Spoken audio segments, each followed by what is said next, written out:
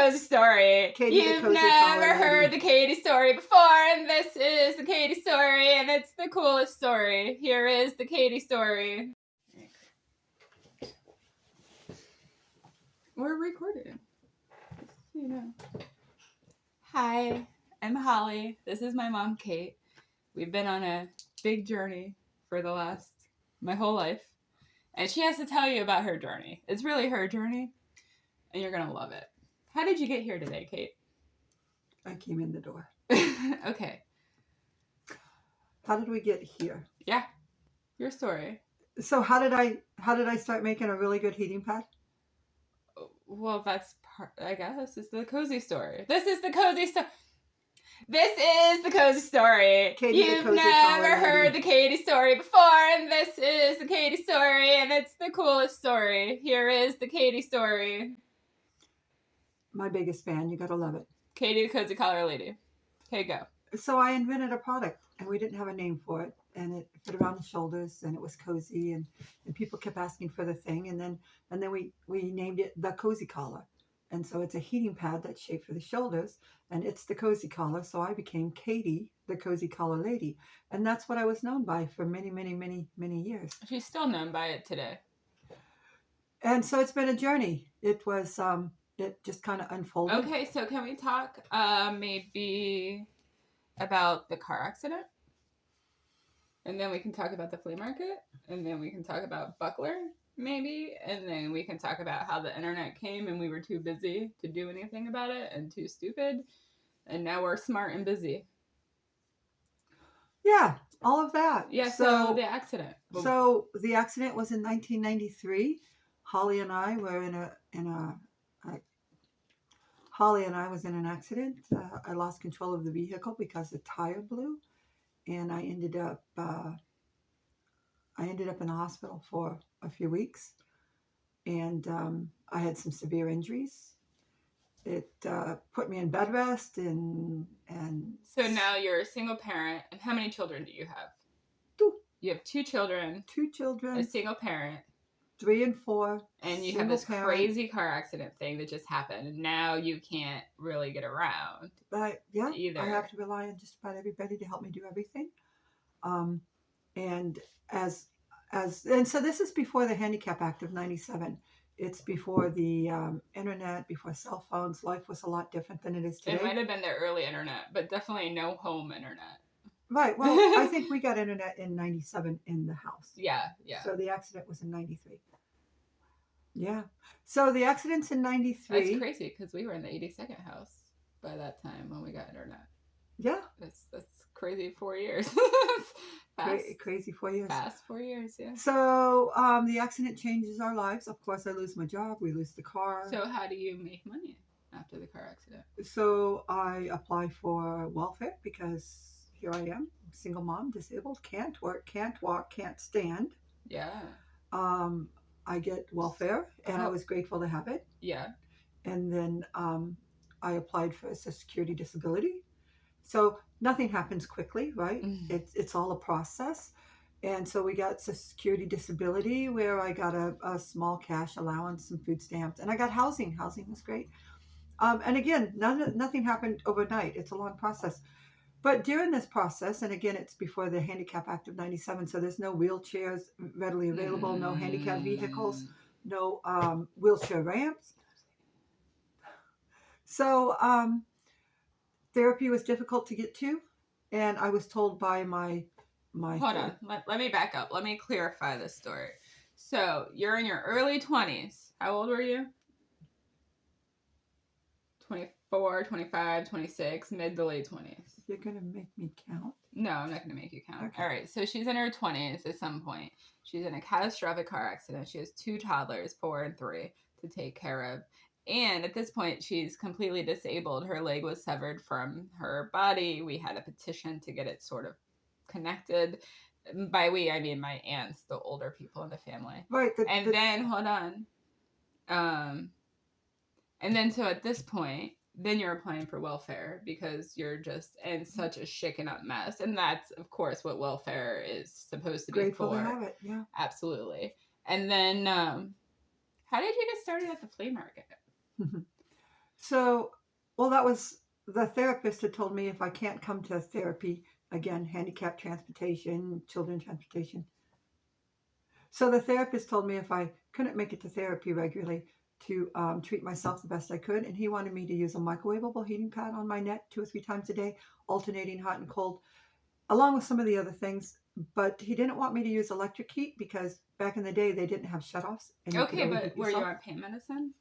Um, I tried not to, Yeah. but there was some period of pain medicine. And you have toddlers running around and you're still handicapped. You can't really chase your kids are really fast. You can't chase your kids in a wheelchair. You know, So there's I a tell lot of you, safety for not I having the electric heating pad. There's a lot of good purposes for that period in your life. did you know that there was a period of time that you and John were put in protective custody? Oh, well, I mean, I must have been so young. Right. So I didn't have the ability to care for you Yeah. at all. No. And so the the Department of Child Services put you and John in the category of protective custody, Sure. which would pay for full-time daycare. Yeah. And somebody would come and pick you up and take you guys to daycare for 12 hours Sure. and then bring you home. So I didn't lose you. You guys wasn't taken away from me. That's nice. But it was a service that was provided. And I tell you, it's very humbling. But these are the process. Nothing happens overnight, right? It's no, just and we were able to stay together, and that was huge. which is great. And so it's nice that we had like a daycare, I mean, you so, guys like, were happy. well, we probably had no There's idea. this We had time, no there's idea. this time you guys made me lunch. Did I tell you this? Oh, story? I do kind of remember this, actually. I remember. Right. So, I spent most of my time in bed with my foot up or on the couch with my foot up because if I wanted to keep my foot, I had to keep it above my heart. And so you guys decided, and I had fallen asleep on the couch, and you guys had decided to make lunch. Yeah. So here yeah. you are, 3 and 4. It was an 4 and 5 everything. at this It time. was literally an everything sandwich. Ketchup, pickles, Right, peanut but you butter. were too short to reach the table, so you made it on the floor. No, we did. So you took everything out of the refrigerator and made me this sandwich. And you put everything on it. And then, of course, you didn't put anything back in the refrigerator. Well, I think we actually broke something, too. I'm remembering, like, broken glass or something. So here I am, sleeping kind of on the couch. And you guys decided to feed me. And it woke me up like, So we're, like, shoving food in your mouth. It was very kind. You guys were taking care of me. Quite surprising. Yeah. Thank you for You're lunch. welcome. You're welcome. So, And that was just one of many stories. One of many. So, so where did the heating pad come from? So back to the therapist told me to use a microwavable heating pad, not an electric heating pad, because of the shutoffs. They didn't have shutoffs back in the day, and they didn't want me to overheat. So we used this rice sock type thing, and the idea was you stick it around my neck, but between being not very mobile or being in the wheelchair, the rice bag would puddle. It wouldn't stay in place. So I used it. And the apartment that we lived in the time had this shag carpet. It was like carpet from the 70s. Now this is in the 90s. Oh, right. This is where I shine, you guys. This is my turn. So you remember that shag carpet, or maybe you don't, but it was like 4 inches thick, but it's from the 70s, so now it's only a ½ inch thick. It's been because it's been worn down. So I'm using this rice bag thing. It kind of looks like a sock. And I get creative, you guys. Remember my situation. I'm not able to do much like laundry. People would have to come and help me. And you wanted socks? Maybe. I wanted something.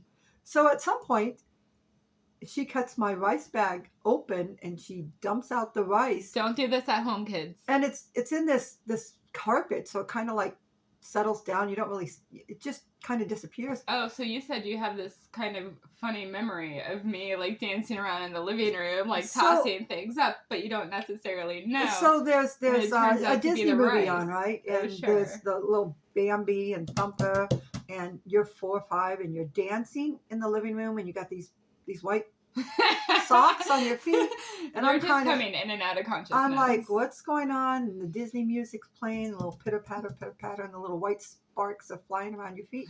And I'm thinking the pain medicines is happening, something serious. That's hilarious. And anyways, we don't think about that again, So we fast forward a while, and so what happened? We have to move out of that apartment. Yeah. So, but and again, it's on housing, so I have to make sure that the place is spotless. I don't want to lose my housing, right? Yeah. And so I'm sitting on the floor, flat, Damn kids. trying to figure out why there's rice in the carpet. I'm vacuuming it and I'm picking it up, and then it clicks. That's where the white socks came from, and that's how come I didn't have my rice bag anymore. You didn't have your rice bag anymore. Yeah, that would have been like, okay. Where did that go? All So what we discovered during that period of time is that they were using rice for your hot and cold therapy pack, right? Correct. So then that kind of gave you that's inspiration. That's just information that's in my just head. Information. Right. So we move, and life goes on. Things happen, and this, that, and the other. And now I'm needing a heating pad to fit on my shoulders because now I'm in this wheelchair, right? Like the old-fashioned kind, not like the remote kind, but kind right here. But yeah, so instead of having a rice bag, I decided to make a flattened, ribbed, shoulder-shaped kind of pack. So I came up with this idea, right?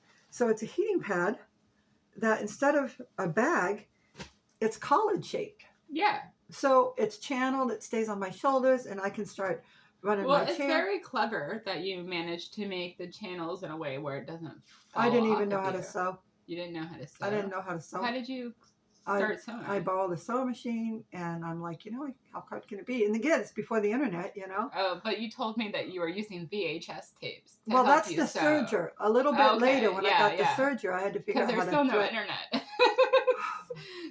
So I started making this for me, and somebody wanted it, and somebody else wanted it. And then we started at the flea market, which no longer exists. And then hang on. Tragic. So then the edge is faster to do with the serge instead of this. Yeah. So I bought a serger from Walmart, but I didn't know how to thread it. Walmart sold sergers? I think they probably still do. Online, maybe. I didn't know anything about sewing, commercial machines. Did they have a VHS tape in the box? No. No, you had to find that somewhere else. Maybe it did have a VHS. Okay. It had to have instructions in the box. That makes sense, yeah. And I had VHS because back in the 90s. So it took me 12 hours of watching this VHS tape, rewinding slow, and trying to figure out how to thread the serger because it's a pattern. It's got 3 or 4 threads, and it has to be threaded in a certain manner. Right. Otherwise, it doesn't catch. Yeah. And I didn't have the experience, but I wasn't going to give up. No, and for me personally, one bobbin on a regular sewing machine is frustrating. So I just 12 hours. Right, if you can master the bobbin, that's the hardest thing. It sounds like it's a simple thing, but it's just the way it goes in and the way you bind it. And well, for me, the hardest part of the bobbin was the turn knob. So I would crank it back and forth, which would essentially do nothing. Just not right. Right. Well, because it's going down, up, but the thread's not going. So nothing else is moving. So you have to crank it towards you. It's a simple thing that you think is just common knowledge, but it's not common knowledge if you haven't done it before. Yeah. So and they don't have home ec when I was coming up either. So like, I don't think we did surgeries in home ec. I think maybe in 7th grade I made like a pillowcase or something. Yeah. So now we have the heating pad. So yeah, and I've learned how to serge it. And is this the time where people come to the house? So my little sister's a school teacher, and she gets one, and she takes it to school, and the other teachers want one because nobody has ever seen a shoulder-shaped heating pad before, and so. Did you invent the shoulder-shaped heating pad? I invented the first one on the market? The very first and then all these other ones? You would right, so our knockoffs? patent was issued in 2000. It was filed back in 99. And then in the later 2000s, 2004, 2000, you start seeing some of these commercial. Yeah. But they don't understand why it works, right? Oh, it's a shoulder-shaped heating pad, but it's a combination of the weight and the shape. And then, of course, it goes cold. Okay, so people came to the house. So my sister's taking this thing to school, and the other teachers are wanting it, and then they substituted other schools. Oh, so it's kind of like the spider web. It just got bigger and bigger and bigger. And again, no internet, no cell phones, right? And then people started coming to the house and asking me if I was the lady. They got my address from so and so, or they got my house phone number from so and so. And so many people started coming by the house to pick up the thing. And at that time, we hadn't had a name for it. To buy the thing that the neighbors called the cops that told them I was selling drugs out of the house. Hi, Editing Holly here. I'm here to say that if you would like to help support my mom, Kate, the Kozy Collar Lady, I have put links in the pinned comment below and in the description. We're currently using ko-fi.com/cozycollarlady.com, and it's going to have a full catalog of products. There's already plenty of products there. We are also going to have a discount code, so if you want to go ahead and get that discount code, it's going to be in the description only. And also, we are running a promotion to win a free product. So if you would like to win a free product, click this other link that's going to be in the description below. United States shipping only right now. I don't know, maybe. And then fill out the information, like the Facebook pages, and we're going to do a drawing once a month. At the end of the month, we're going to announce it on Facebook, the Kozy Collar Lady Facebook. All right, so back to the rest of Kate's amazing story. Thanks for tuning in. If you want to support her, like I said, there are links below. Everything goes directly to support her, her business, her journey, whatever she's doing in her life to grow and blossom continually. All right, guys, enjoy the rest of the show. So now I have 2 cops at the doorstep, and they think I'm selling drugs. So I have to convince them that I'm not hiding the drugs in the herbs or something. Of course, they can see that I am physically handicapped. And so it wasn't too long. They decided that I wasn't selling drugs. Oh, good. But one cop said, you can't have customers come to the house. It's residential, not commercial. Yeah. You got to take it to the flea market or something. And then the very next statement, the other cop says, can I buy one? True story. So did you sell it to them? Did you tell them? What did you tell them? I told them, yes, this weekend at the flea market. So at that time, we had a flea market just a couple of miles away. The Wagon Wheel Flea Market, guy. I'm still in mourning. If you don't know what the Wagon Wheel is, just look it up. It was 50 years running, and it provided so much opportunity to the community. And now it's gone, thanks to they closed for the worldwide the 2020 pandemic. situation. Yeah, 2020 situation. So, anyways, I'm making everything. So then you went to the flea market. I'm making everything on a home machine. I'm not in business. How are you filling it with a funnel and a cup? A funnel and a cup. A funnel and a cup. Yeah, and there's a lot of learning. Like my channels weren't evenly spaced because I'm just doing it by eye, and so I made like 8 of them, and now it's August, and I'm going to the flea market, and you made 8. To bring to the flea market. 8, yeah. What are you selling them for? Well, hang on. Think about it. You got to sew a line, clip it, turn it, sew a line, clip it, turn it, sew a line, clip it, turn it, sew a line, clip. Yeah, 8 times. A lot. Yeah. And so by the time you make 8 and filling it with a cup and That's a funnel, but how much were you selling them for? $20 bucks. Yeah. This is back in the 90s, right? So here it is. It's August, and the flea market has black top little aisles. And the table, the table is, it's got metal legs on it. It was so hot that the metal legs were melting into the black top. And I sold all my heating pads in like 45 minutes. Nobody had ever seen a shape like this. Yeah. So up until that point, I kind of thought it was pity money. Like when friends would buy a heating pad from this disabled lady, I had a couple of kids, and I was grateful. But then friends of a friend would tell the story, and people were buying them. They were buying them, but I really kind of thought it was pity money. But then when people completely outside my story wanted to buy my thing, that was inspiring. Yeah. And so now I'm thinking I'm in business. Like I didn't know I was in business. And if we did, and we had all the business knowledge we have now, we could have done things differently. But when you're in it, on the job training, OJT. So listen, when we started this, there was no email, right? Everything was a fax. Right. So you put a stamp on an envelope and you mailed it, or you did a fax, a word processor maybe. But there was no like technology. You had typewriters. You had the vanilla folders. You had a filing cabinet. Sure. So and a fax machine. Well, yeah, the fax machine was a thing, and so I'm going to the flea market, and then at the flea market, I met a vendor who said, "Hey, you should try a craft show." Yeah, what craft show? I've never heard of a craft show before. Was it the Bucklers? My very first craft show was the Bucklers, and it was in Orlando at the fairgrounds. So fairgrounds on one side, and then across the little street, little driveway was like the flea market. So they had like a weekend flea market. So it And was like a convention and a flea market, like a well, they'd craft run the show, flea and market every weekend, yeah. and then this weekend there was also a craft So show going Buckler on. did a flea market. No, Buckler It was did a just craft separate. show at the fairgrounds. Yeah, Which also across the hosted a flea street market. from the fair. I'm saying that because there's a difference between craft show and flea market, and Yeah, this is but my not first in the craft show. '90s. We don't know that. Well, You find so out. anyways, it's an outside show. I've never done a show before. I have to have a canopy. That was a requirement, so I'm buying a canopy. I don't have a dolly. I'm hand rolling everything. Are your kids with you? No, my dad went with me. Oh, cool. Yeah. So listen, the more I made, the better I got, and the better I got, the more I made. Okay, but this is your first show. Tell us But about it. I'm getting there. So it's like I became my own therapy, which increased my ability to move and do things, and I was grateful. So by the time I was doing my first show, I'm limping, I'm hobbling, but I'm moving, right? Yeah. So we've got. Hold on. Did the doctors say you were going to recover your walking mobility or what?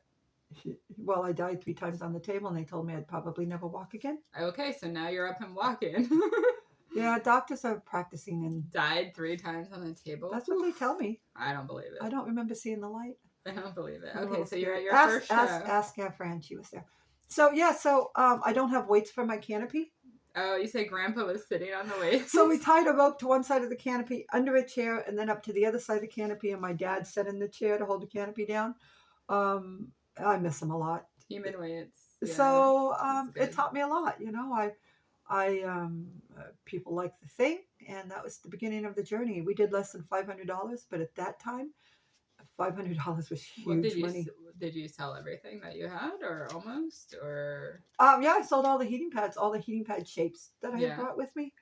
And then it started me on. And I remember the promoter. They're like, "Would you like to put $20 down to save your spot for next year?" Oh my gosh! And I'm like, "Next year?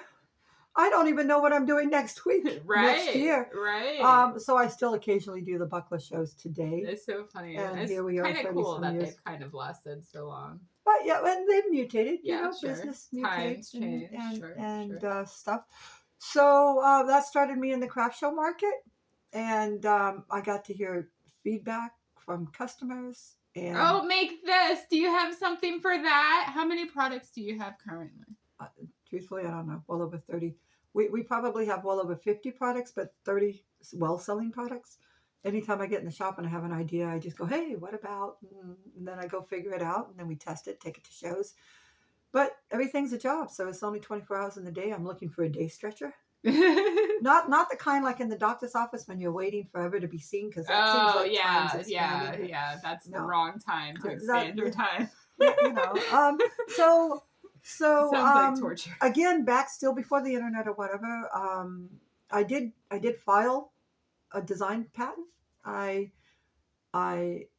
So we're back in 97. I've been selling these things, and I need to file my taxes. And in that story, I've called Social Security. So I filed for. I know I'm jumping around a little bit, but I filed for disability in 93 when the accident was. The Social Security disability was denied. Had to challenge it, and then finally received it in 95. So somewhere in 95, and then 97, 98, I start selling my thing. Now I have to file taxes, right? And I'm buying everything retail. I don't know anything about wholesale or business or tax ID number. You hear this from a crafter, you hear that from a vendor, and you're like looking into it. And essentially, we're just people. And again, no internet. We have, no background, no internet. Right. The only thing to research is to go to the library and pull up their Rolodex weird cards, archive. Right. So and so now I got to file taxes, and I'm honest. I've called Social Security 3 different times. You're honest. Wow. I've called Social Security 3 different times in 97, and I said, "Hey, I'm making this thing. You don't have to send me my check." And they're like, "You can't quit us." I'm like, "Yeah, but I'm making this thing." And they're like, "No, you fought so hard to get on Social Security. You can't just stop.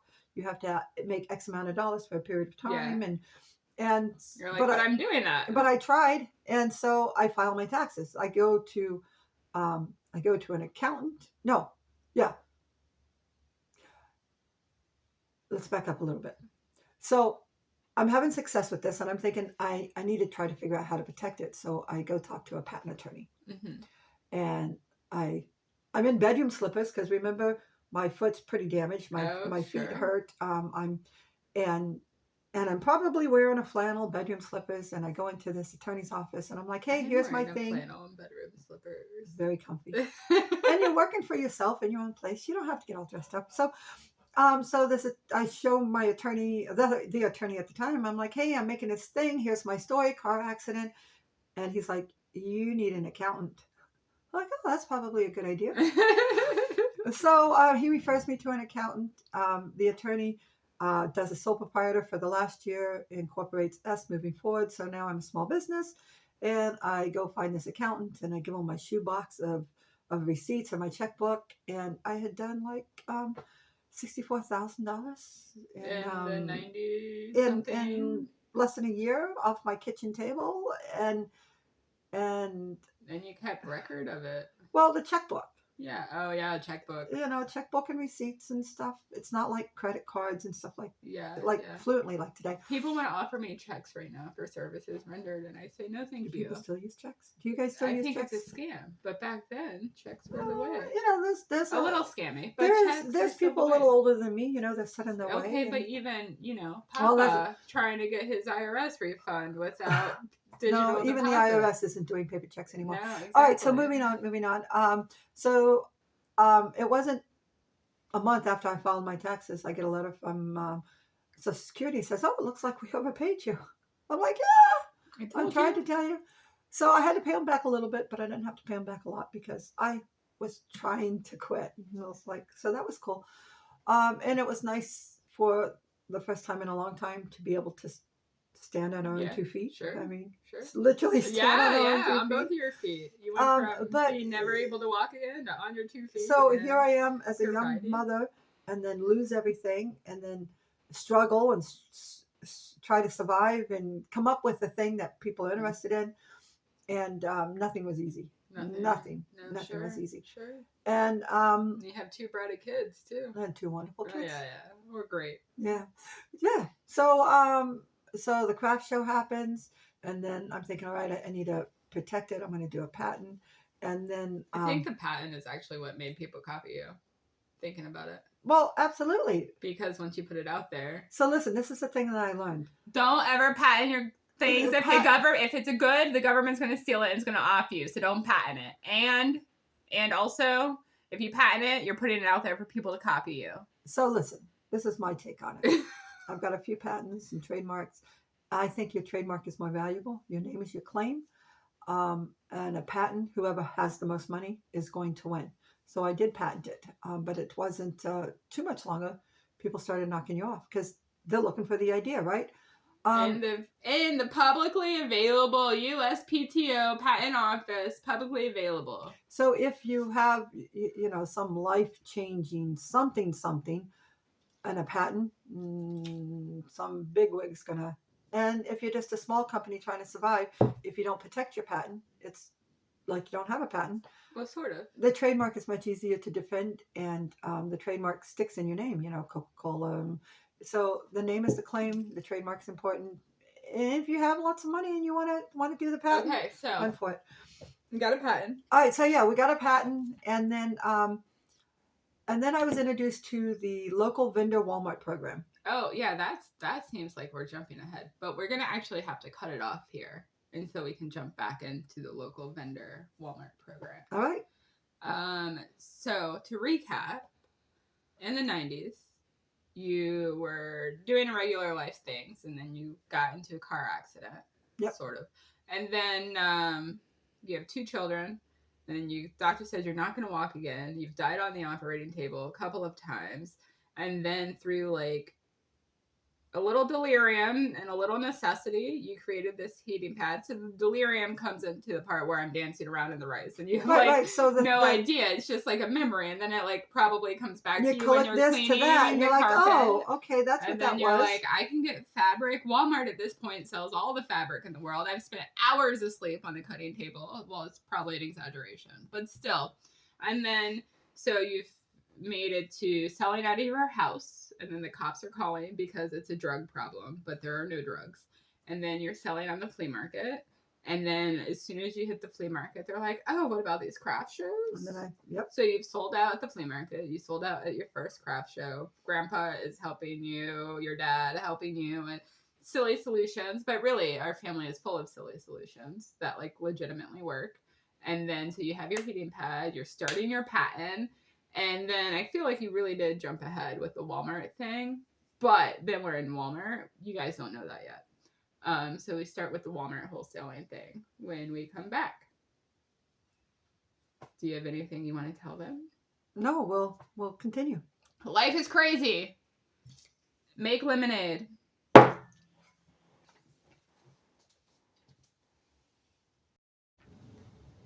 Hi there. Another edit, just a fun thought.